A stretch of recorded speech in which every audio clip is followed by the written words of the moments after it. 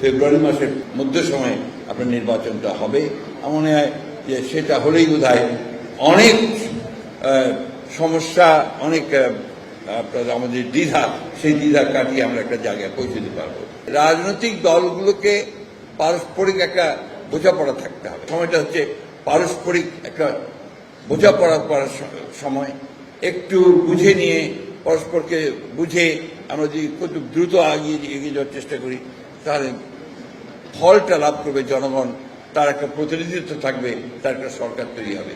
এটাতে যে সব শোনা হয়ে যাবে, সব কিছু আপনার সমস্যাগুলো মিটে যাবে তা না, কিন্তু একটা রাস্তা তৈরি হবে, যে রাস্তার মধ্যে দিয়ে আমরা আমাদের কথাগুলো, জনগণের কথাগুলো সেই সরকারের কাছে পৌঁছাতে পারবে। সেই জায়গাটাতে আমরা যেতে চাই। এবং আমার বিশ্বাস যে এত সমস্যার পরেও আমরা দেখলাম যে 12টা মৌলিক বিষয়ে আপনার একটা ঐকমত্যে এসছে, বাকিগুলো ঐকমত্যে যাওয়ার চেষ্টা হচ্ছে। প্রতিদিন বৈঠক হচ্ছে কয়েক ঘন্টা ধরে। অনেকগুলো বিষয় আছে যেগুলো আমরাও ঠিক বুঝি না, যে তারা যেগুলো করতে চান।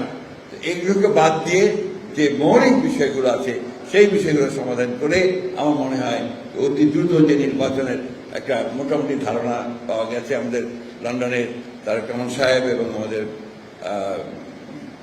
প্রধান নির্বাচন সেকেন্ড উইকে মধ্য সময়ে আপনার নির্বাচনটা হবে। আমার মনে হয় যে সেটা হলেই বোধহয় অনেক সমস্যা, অনেক আপনার আমাদের দ্বিধা, সেই দ্বিধা কাটিয়ে আমরা একটা জায়গায় পৌঁছে দিতে পারবো। আরেকটি কথা বলে আমি শেষ করতে চাই, সেটা হচ্ছে যে রাজনৈতিক দলগুলোকে পারস্পরিক একটা বোঝাপড়া থাকতে হবে। এই বোঝাপড়া না থাকলে এই যে আমরা কাদা ছোড়াছড়ি করছি, গণতন্ত্রের কাদা ছোড়াছড়ি হবে, অনেক অনেক আপনার কথা আসবে, কিন্তু এটা একটা সীমা থাকা দরকার। তা নাহলে যেটা হয় সেটা হচ্ছে যে আপনার একটা তিক্ততা সৃষ্টি হয়, যে তিক্ততা ভবিষ্যতে গিয়ে রাজনীতিকে আরো কলুষিত করে। আসুন আমরা আজকের যে উদ্যোগ প্রেস ক্লাবের, আমি সেটাকে স্বাগত জানাই এবং আমি তাদেরকে ধন্যবাদ এই জন্য জানাতে চাই যে আমাকে তারা আবার একটা সুযোগ করে দিয়েছেন আপনাদের মাঝে আসার জন্য। যদিও এই প্রেস ক্লাবে আমার অভিজ্ঞতা জানতে চেয়েছিলেন আমাদের প্রেস ক্লাবের, এই অভিজ্ঞতা আমি আর বর্ণনা করতে চাই না, কারণ এটা আমার জন্য খুব সুখের নয়, আনন্দের নয়। তবে এটাকে আমি ওই সময় স্বাভাবিক মনে করেছি, যখন আপনার গেটের বাইরে যাওয়ার সঙ্গে সঙ্গে আপনার এই লোহার বড় বড় হাতুড়ি দিয়ে গাড়িটাকে পেটানো শুরু হলো। আমার তখন এই মুহূর্তে বলছেন যে আর বোধহয় জীবন্ত অবস্থায় ফিরে যেতে পারবো না। যাই হোক, ফিরে আছি, আপনাদের সামনে দাঁড়িয়ে কথা বলছি। আমরা যারা গুটিগত সৌভাগ্যবান, যারা আমরা এখনো বেঁচে আছি, কথা বলার সুযোগ পাচ্ছি, আমাদের দায়িত্ব হচ্ছে এই যে আমার বোন কথা বলেন, ওনার কান্নাটাকে আমরা কি করে বন্ধ করতে পারি।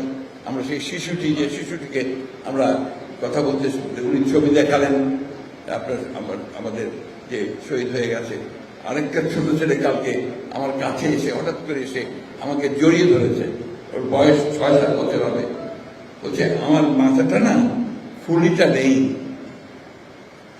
ফুলিটা প্লাস্টিকের, অর্থাৎ গুলিতে তার মাথার খুলি চলে গিয়েছিল। পরে ডাক্তার সাহেবরা সেটাকে প্লাস্টিক দিয়ে আর্টিফিশিয়াল খুলি তৈরি করে লাগিয়ে দিয়েছে। এর চেয়ে বড় ত্যাগ আর কি হতে পারে? আমি আসলে ওই জন্যই মাঝে মাঝে একটু ইমোশনাল হয়ে পড়ি। এটার প্রাইস যেটা আমরা পে করেছি, এর যদি আমরা সঠিকভাবে দাঁড়াতে না পারি তাদের সামনে, ওই শিশুদের সামনে, আমার বোনের সামনে, মায়ের সামনে, তাহলে আমরা এই জাতির সঙ্গে নিঃসন্দেহে একটা বড় প্রতারণা করব। আমি আশা করব সেই পথে আমাদেরকে যেতে হবে না। আমরা নিঃসন্দেহে আমরা সামনের দিকে একটা সুন্দর বাংলাদেশের দিকে এগিয়ে যেতে পারবো, এই আশা নিয়ে আপনাদেরকে আবার ধন্যবাদ জানিয়ে বক্তব্য শেষ করছি।